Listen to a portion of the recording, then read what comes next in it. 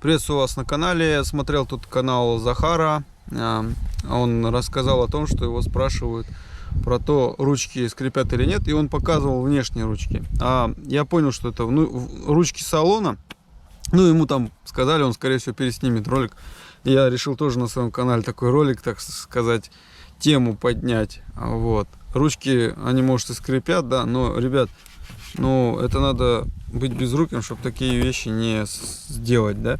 Если у вас скрипят ручки, я вам объясню, что нужно сделать. Нужно взять двухсторонний скотч и проклеить просто, и все. Так, в общем, короче, интересную вещь сейчас покажу.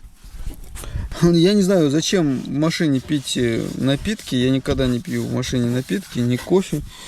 Я не знаю, зачем вот эти вот штуки. Но, типа, если вы пьете, вот для вас уже тут сделали подстаканник. Я прикалываюсь вообще. Чего тут только нету, блин. Все сделали. Тут какие-то карточки можно сувать зачем-то. Я тоже не знаю. Ручку. Ручку может и полезно засунуть. Вот, давайте к ручкам перейдем. Вот слушайте. У меня, в принципе, не скрипят. Там чуть-чуть, может, я не знаю даже. Не скрипят.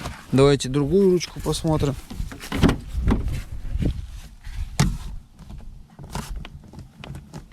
Вот тут какой-то звук. Это специально, если будешь дергать.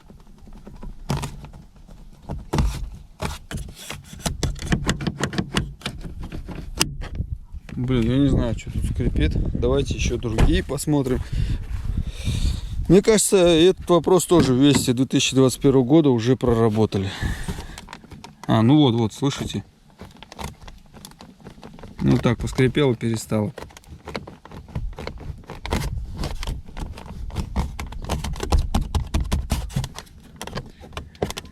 Есть небольшие косяки, да. Но это не Lancer, не Toyota Corolla. И стоит это все. Тут ручек уже нету. Тут нечем скрипеть. Алло, скрипи давай. Скрипи давай.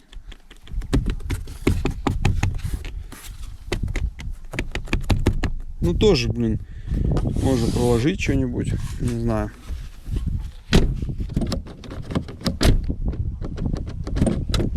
Сама дверь вообще вот классно закрывается, открывается. Хлопок идет довольно-таки солидный, не как вот в пустышках, когда машина пустая, совсем без шумки. То есть, в принципе, вот какие-то ручки могут и хрустеть, да? Все-таки там... это все делается. Ее легко снять. Вот берете, снимаете и проклеиваете, если у вас прям такая большая проблема. То есть, любой скрип, любой звук в машине можно победить, используя различные строительные материалы, двусторонний скотч, шумоподавители разные. Уже загадили мне машину.